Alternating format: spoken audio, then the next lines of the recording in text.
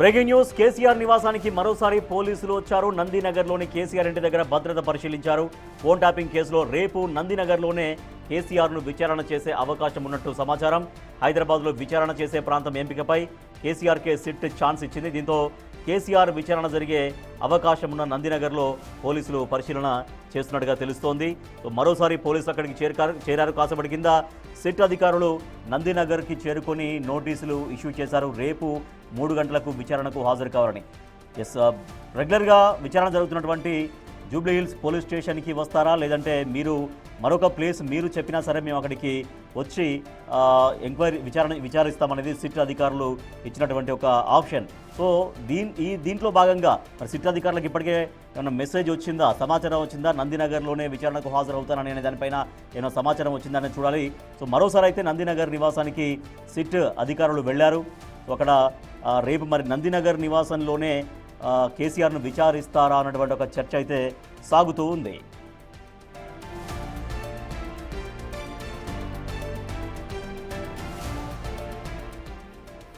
BRS అధినేత మాజీ CM కేసీఆర్కు సిట్ అధికారులు నోటీసులు జారీ చేశారు. ఫోన్ ట్యాపింగ్ అంశంలో రేపు మధ్యాహ్నం 3 గంటలకు విచారణకు హాజరు కావాలి అని. సో రెగ్యులర్గా జూబ్లీహిల్స్ పోలీస్ స్టేషన్లో విచారణ కొనసాగుతూ ఉంది. సో ఇప్పటికే బీఆర్ఎస్ పార్టీ అగ్రనాయకులందరూ అక్కడికే విచారణకు హాజరయ్యారు. మాజీ మంత్రులు హరీష్ రావు, కేటీఆర్, మాజీ ఎంపీ జోగినపల్లి సంతోష్రావు వీళ్ళందరూ కూడా జూబ్లీహిల్స్ పోలీస్ స్టేషన్లోనే విచారణకు హాజరయ్యారు. అయితే ఒక్కొక్కరిని సుమారు 7 గంటలకు పైగా విచారించారు. ముందు హరీష్ రావును విచారించిన తర్వాత ఒక 2 డేస్ గ్యాప్ తర్వాత కేటీఆర్ను విచారించారు. కేటీఆర్ను కూడా దాదాపుగా 7 గంటలకు పైగా విచారించారు. మళ్ళీ ఒక 2-3 రోజుల తర్వాత రాజ్యసభ మాజీ సభ్యులు జోగినపల్లి సంతోష్ కుమార్ కూడా సిట్ అధికారులు నోటీసులు జారీ చేశారు. ఆయన కూడా దాదాపుగా 7.5 గంటల పాటు, అంటే రాత్రి సుమారు 11 గంటల వరకు, అంటే 3 గంటల నుంచి 10:30-11 గంటల మధ్యలో ఆయన బయటకు వచ్చారు. అంటే 7.5 గంటల పాటు విచారణ చేశారు సిట్ అధికారులు. సో తర్వాత ఎవరు అనేదానికి ఒక క్వశ్చన్ మార్క్ ఉండేది. తర్వాత నెక్స్ట్ ఎవరిని సిట్ అధికారులు పిలుస్తారనే దానికి ఆన్సర్ వచ్చేసింది.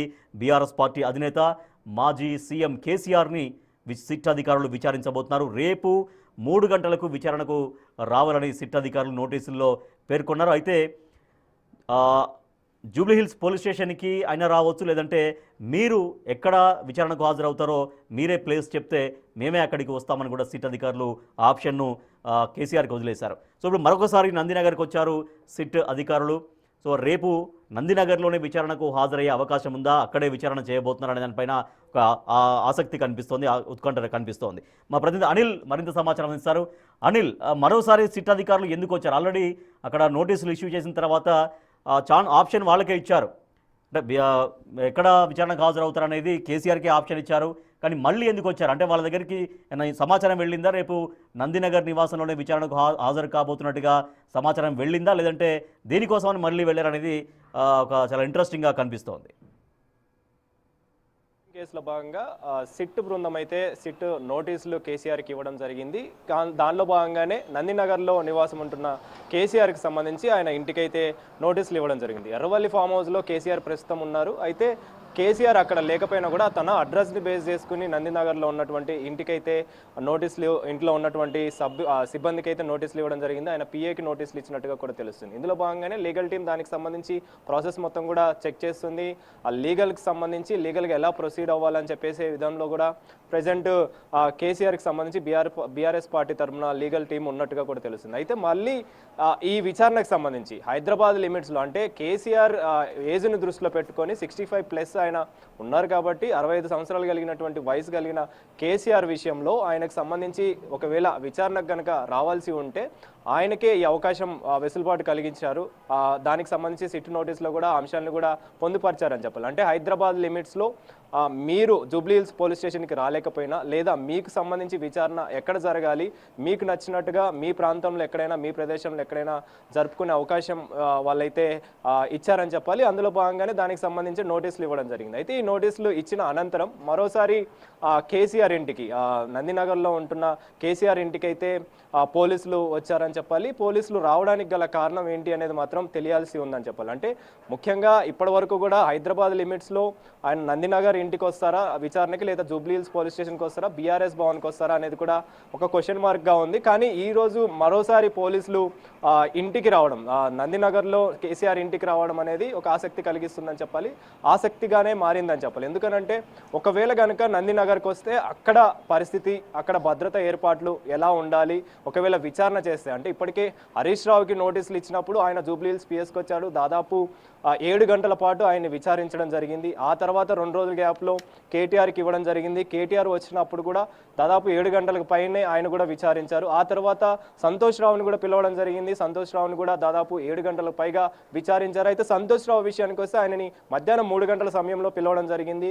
పిలిచిన అనంతరం దాదాపు 10 గంటల 45 నిమిషాలకి ఆయనని బయటికి, విచారణ ముగిసిన అనంతరం బయటికి వచ్చాడు. అంటే దీన్ని బేస్ చేసుకుని ఒకవేళ నందినగర్లో నివాసం ఉంటున్న కేసీఆర్కి సంబంధించి, ఆయన హౌస్కు సంబంధించి, ఆయన పరిసర ప్రాంతాలకు సంబంధించి భద్రత పైన చూసేందుకు కావచ్చు, భద్రత ఏర్పాట్లు చూసేందుకు కావచ్చు పోలీసులు వచ్చినట్టుగా కూడా తెలుస్తుంది.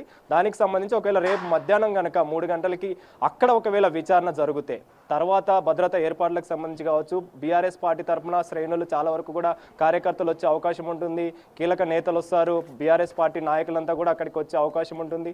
వాటన్నిటిని కూడా దృష్టిలో పెట్టుకొని ప్రజెంట్ పోలీసులు వాటి దృష్టిలో పెట్టుకునే వచ్చినట్టుగా కూడా తెలుస్తుంది. దానిలో భాగంగానే ఒకవేళ కేసీఆర్ నందినగర్ కనుక వస్తే ఎలా ఉంటుంది పరిస్థితి అనే విషయం పైన వచ్చినట్టుగా కూడా తెలుస్తుంది. దానికి సంబంధించి ప్రజెంట్ పోలీసులు అయితే వచ్చినట్టుగా మనకు అందుతున్న సమాచారం.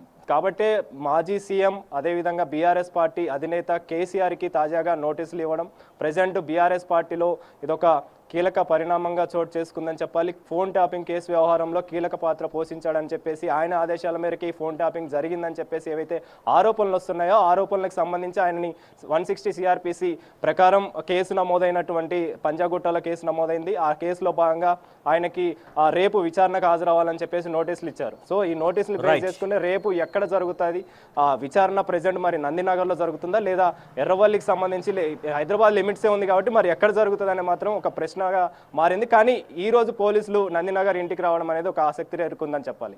Right, thank you Anil. KCR, మాజీ సీఎం కేసీఆర్ నివాసానికి మరోసారి సిట్ అధికారులు వచ్చారు. సో రేపు మరి నందినగర్ నివాసంలోనే సిట్ విచారణకు హాజరవుతారా కేసీఆర్ అనేది ఇంకా తేలాల్సినటువంటి అవసరం ఉంది. రేపు మధ్యాహ్నం 3 గంటలకైతే సిట్ అధికారులు విచారణకు రావాలంటూ మాజీ సీఎం కేసీఆర్కి నోటీసులు ఇష్యూ చేశారు. సో మరి నందినగర్ నివాసంలో విచారిస్తారా, లేదంటే మరొక ప్లేస్ నిర్ణయించి సాయంత్రం కల్లా కేసీఆర్ నుంచి ఏమన్నా స్పష్టత వస్తుందా అనేది